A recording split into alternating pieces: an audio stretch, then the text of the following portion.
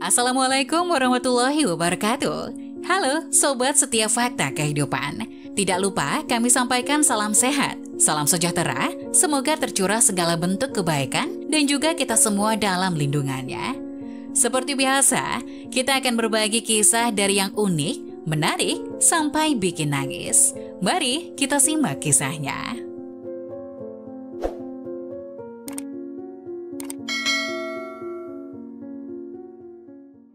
Jadi pembantu di keluarga kaya, ia suruh anaknya makan di kamar mandi saat majikannya tahu hal ini yang ia dapatkan.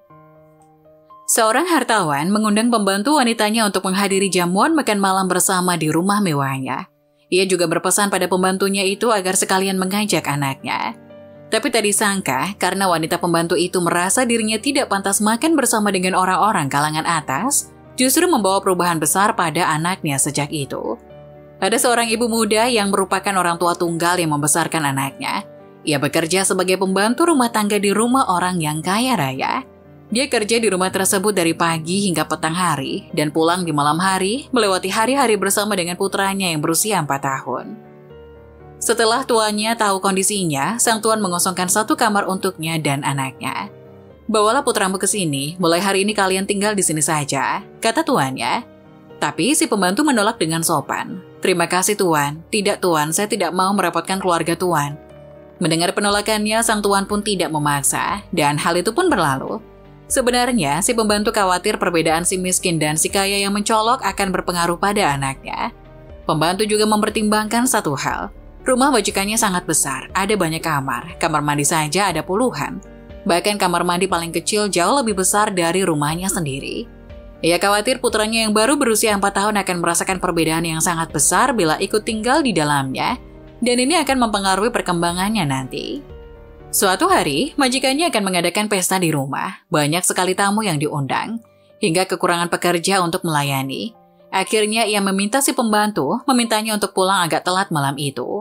Pembantunya mengiyakan, hanya saja ia khawatir dengan anaknya yang akan merasa takut sendirian tanpanya di malam hari. Mengetahui hal itu, majikannya menyuruhnya menjemput anaknya ke rumahnya dan makan bersama dengan para tamu.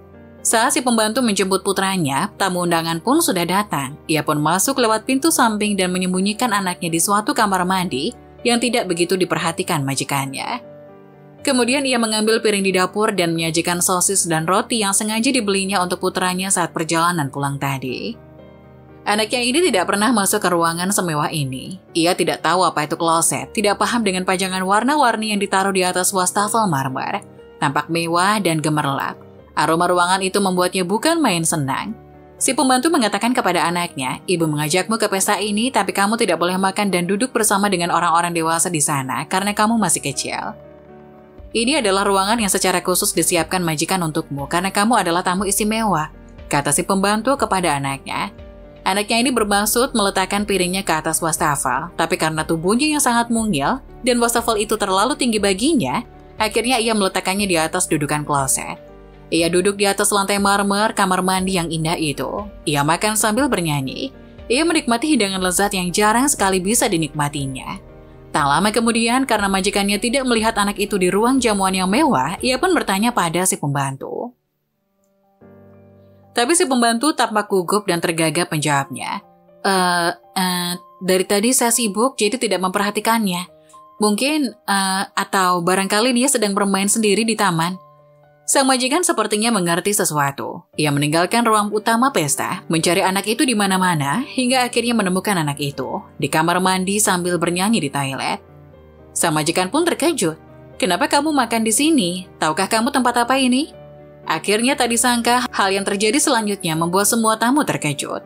Melihat maksud baik sang ibu dan kepolosan anak itu, jawab si anak, "Kata ibuku, ini adalah ruangan yang khusus disiapkan tuan rumah untukku. Sosis hari ini enak sekali, sudah lama saya tidak menikmati sosis seenak ini.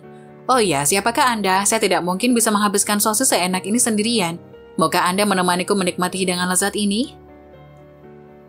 Tuan rumah menganggukkan kepalanya sambil menahan linangan air mata. Ia tersenyum ceria di hadapan anak itu, dan dia pun tak perlu bertanya lebih lanjut lagi. Sang tuan rumah kemudian memutuskan makan bersama anak itu, dan detik itu juga ia teringat akan pengalaman yang dilalui bersama orang tuanya saat datang ke New York.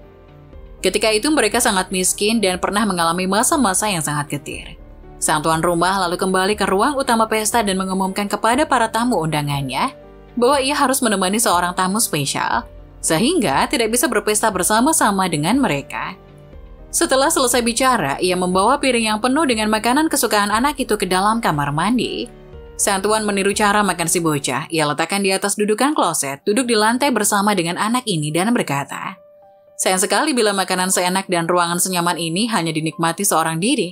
Ayo kita nikmati bersama." Tuan rumah dan bocah itu makan bersama sambil bernyanyi. Mereka juga mengobrol tentang banyak hal. Tuannya meyakinkan anak berusia 4 tahun ini bahwa ibunya adalah orang yang paling rajin dan tabah di dunia. Ibu yang paling hebat. Ia bukan saja harus bangga terhadap ibunya, tapi setelah beranjak dewasa pun juga harus berbakti kepadanya. Dan sampai detik ini, si bocah belum tahu kalau ibunya hanyalah seorang pembantu rumah tangga. Tuan rumah tidak kembali lagi ke ruang pesta setelah mengambil 2 piring penuh makanan. Tamu-tamunya yang merasa heran lalu mencarinya. Dan ternyata sang tuan rumah sedang duduk di lantai bersama dengan anak itu. Mereka duduk di atas lantai sambil makan. Terlihat seperti ayah dan anak yang sedang berkumpul. Para tamunya yang merupakan kalangan jet set yang melihat pemandangan itu pun terkejut. Mereka pun ikut masuk dan duduk di dalam hingga kamar mandi menjadi penuh. Mereka bersama-sama bernyanyi untuk anak itu sebagai ungkapan doa baginya, dan hal itu membuat si anak yakin bahwa ibunya adalah sosok orang yang patut dihormati, dan ia sendiri adalah anak yang paling bahagia di dunia. Beberapa tahun kemudian, setelah anak itu tumbuh dewasa, bukan saja telah memiliki bidang usaha sendiri, tapi ia juga membeli rumah yang memiliki banyak kamar mandi di dalamnya. Setelah terjun ke masyarakat, ia memberi sumbangan tanpa nama kepada fakir miskin setiap tahun. Dan ia juga tidak pernah menerima wawancara atau mempublikasikan ke media massa. Dia mengatakan kepada teman-temannya yang tidak mengerti, "Saya tidak akan pernah lupa pada suatu hari beberapa tahun yang lalu, ada seorang hartawan dan banyak orang-orang dari kalangan jet set telah melindungi harga diri seorang bocah usia 4 tahun dengan ketulusan dan hati nurani mereka. Memberi jauh lebih membahagiakan daripada menerima. Benar-benar tersentuh dengan tindakan hartawan itu. Ia rela melepaskan figurnya sebagai sosok yang dihormati demi melindungi harkat diri anak itu. Yang membuat seseorang dihormati bukan karena kaya atau tidak, tapi rela mengorbankan diri untuk orang lain. Sekeping hati yang tulus menunjukkan perhatian dan memikirkan perasaan anak-anak. Bisa mengubah nasib dan masa depan anak itu, dan membuat orang-orang bisa melihat sisi indah dari sifat manusia." Nah, bagaimana menurut kalian? Jangan lupa tulis pendapat kalian di kolom komentar ya. Wassalamualaikum warahmatullahi wabarakatuh.